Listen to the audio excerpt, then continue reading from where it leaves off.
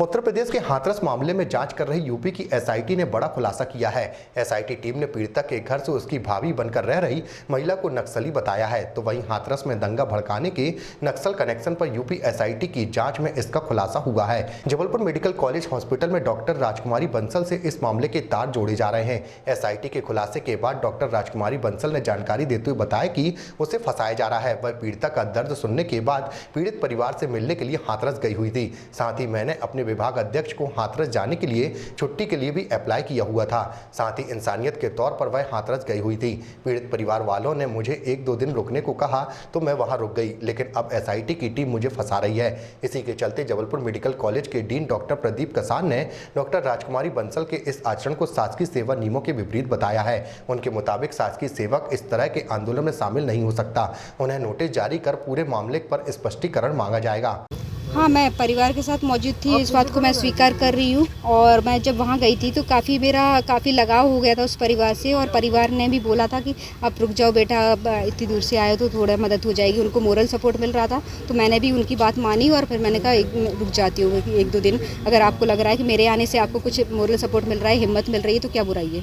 वहाँ ये जानकारी भी चल रही है कि आपके साथ में 2 लोग और मौजूद थे। दंगा भड़काने जैसे शब्द में जो है वो पूरा नाम आपका उसमें चल रहा है, क्योंकि आप किस तरीके से वहाँ पहुँचे थे आप?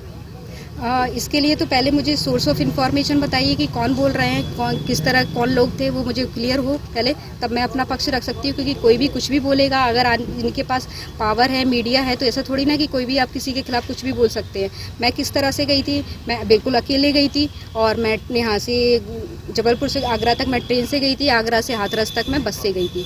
कब पहुँचे थे आप? मैं 4 तारीख को 11:20 पर मैं वहाँ पहुँच गई थी, चंपा कोतवाली।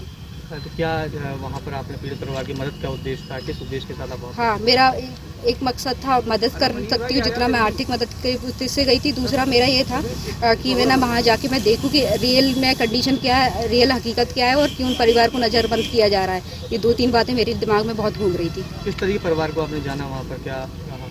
ये था कि परिवार के लोग बहुत इतने ज़्यादा शिक्षित भी नहीं थे, बहुत सीधे साधे लोग थे और बिल्कुल जानकार नहीं। बहुत डराया गया, उनको बहुत धमकियाँ मिल रही थी, बहुत धमकाया जा रहा था, उनको मुंह खोलने के लिए मना किया जा रहा था, चुप रहने के लिए बोला जा रहा था। और परिवार के जो जितने भी सदस्य थे, तो उसमें कोई बहुत ज़्यादा जागरूक पढ़ा लिखा कोई भी नहीं था।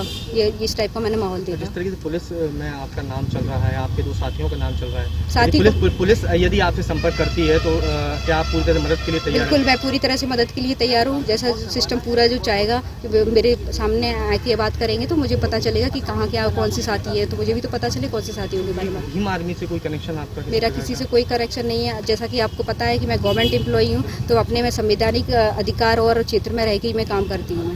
इस प्रकार की कोई जानकारी और हमें मिलती है जो वहाँ गई थी, लिखित मिलता है तो डेफिनेटली उसको शोका नोटिस दिया जाएगा और नियमानुसार उनके विरुद्ध कार्रवाई की जाएगी। इस तरह के डेमोन्स्ट्रेशन में एक पब्लिक सर्वेंट शामिल हो सकता है?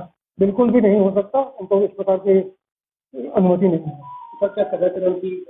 सदाचरण का यदि इस प्रकार का सामने आता है, लिखित में आता है, तो हम उस पर कार्रवाई करेंगे। कारण बताओ नोटिस देंगे और उसके आगे भी जो कार्रवाई होना है वो हम करेंगे।